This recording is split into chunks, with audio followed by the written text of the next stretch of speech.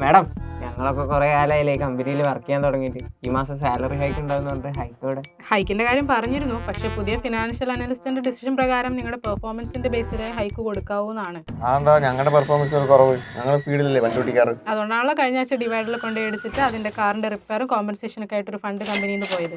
അത് പിന്നെ ഓഡിങ് സെന്റർ കൊണ്ട് ഡിവൈഡർ വെച്ചാ ഞാൻ എന്ത് ചെയ്യാനാ? ഇതുപോലെ ഓരോ മണ്ടത്തരങ്ങൾ കാണിക്കുന്നതുകൊണ്ടാണ് ഹൈക്ക് കിട്ടാത്തത്. പണ്ട് ഇങ്ങനെ ഒന്നല്ലായിരുന്നല്ലോ കമ്പനിയുടെ കാര്യം. ഇപ്പൊ എന്താ പുതിയ കുറെ മാറ്റങ്ങൾ?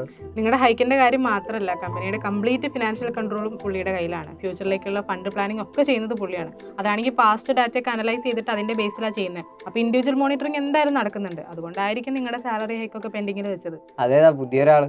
അവൻ എന്റെ കാർ കിട്ടട്ടെ, ശരിയാക്കി കൊടുക്കാം.